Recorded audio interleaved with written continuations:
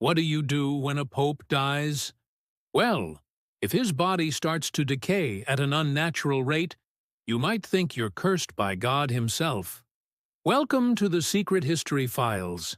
This is the story of the pope who was eaten by worms. The year is 1555, and Pope Marcellus II has just died after a reign of only 22 days. It was a hot summer, and the pope's embalmed body was placed in a coffin and then put on display in St. Peter's Basilica. Normally, this would be the point where we'd say a few prayers, have a funeral, and move on with our lives. But this pope's body started to decompose so rapidly that priests literally had to seal his coffin early.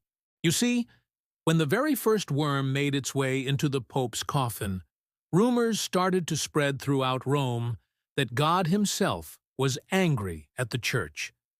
You see, the Catholic Church was in the middle of the Protestant Reformation, and many people believed that the Pope's hidden sins were finally catching up to him.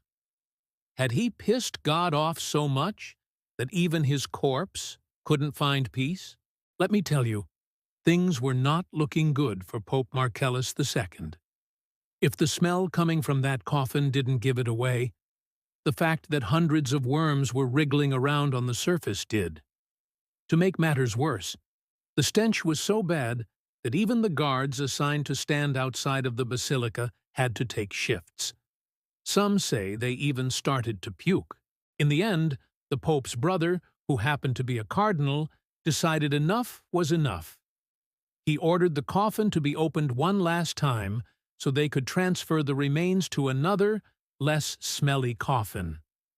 And what did they find? Nothing but a pile of dust and a few stray worms. Now, some people said that these worms had actually tunneled their way out of the coffin, which is gross, but also kind of impressive. Others said that God had taken pity on the suffering pope and given him a quick release from his torment. But those who stood to benefit the most from this pope's death said something else entirely. They claimed that this was no accident. God had cursed this pope, turning him into a feast for the worms because he wasn't a good enough servant of the Lord. And as gruesome as this story is, it gets even more disturbing. You see, for the next 2 years, people in Rome started dying under mysterious circumstances. Some people even started to believe that God was sending them messages through these deaths, messages written in blood and guts. Now, if that sounds like a story you'd like to hear more about, then you should definitely subscribe. In the meantime, though, just remember, there are some stories that even death can't contain. Thanks for watching.